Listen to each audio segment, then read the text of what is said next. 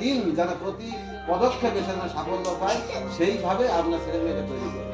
আমাদের স্কুলে আর একটা বড় সমস্যা বলবো, সমস্যা বলে শেষ করবো। সমস্যাটা হলো এলকেজি ইউকেজি এই বাসটা আমরা পাই, নার্সারিতে যখন বাসটা নিয়ে আসে তার বাবা কিংবা মা এসে বলে যে আমার ছেলেকে ভর্তি করবো, খুব উৎসাহ উদ্দীপনা দেখে ভালো লাগে। যখন কোনো রকম এলকেজি কিংবা ইউকেজি উঠে যায় তখন আর আমি তার সেই বাবা মারও সেই উৎসাহ হারিয়ে যায়, আর তার মা তো দেখাই পাওয়া যায় না। আর রেজাল্ট খারাপ হয় তাহলে তো আরো মুখ খারাপ করে দেয়।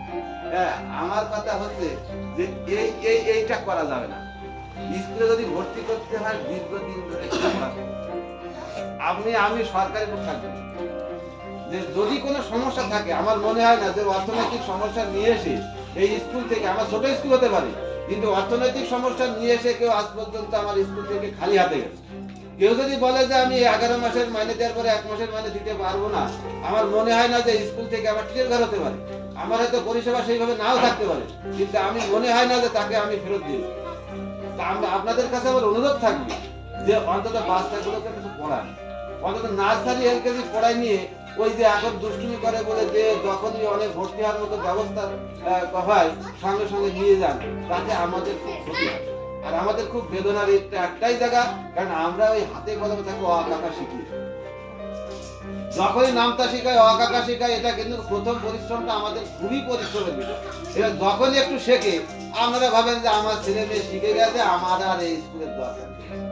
কিন্তু আমার মনে হয় যারা গেছে আজ পর্যন্ত কেউ মানে সুফল পেয়েছে এমন নয়, বেশিরভাগ লোকই ব্যাক করেছে। আমি 2 জনের নাম বলবো। আমাদের সমরচন্দ্র সরকার শিক্ষক মহাশয় যদি থেকে থাকে, ওনার ছেলেকে এরকম করে 3টে স্কুলে ভর্তি করেছে।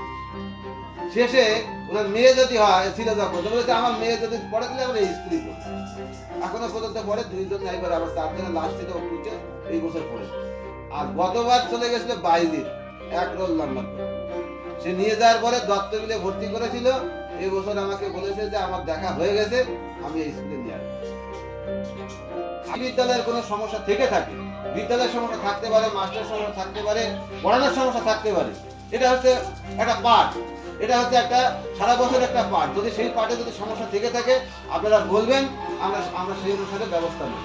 কিন্তু আপনাদের কাছে অনুরোধ থাকবে আপনাদের ছেলে মেয়েকে পড়াতে।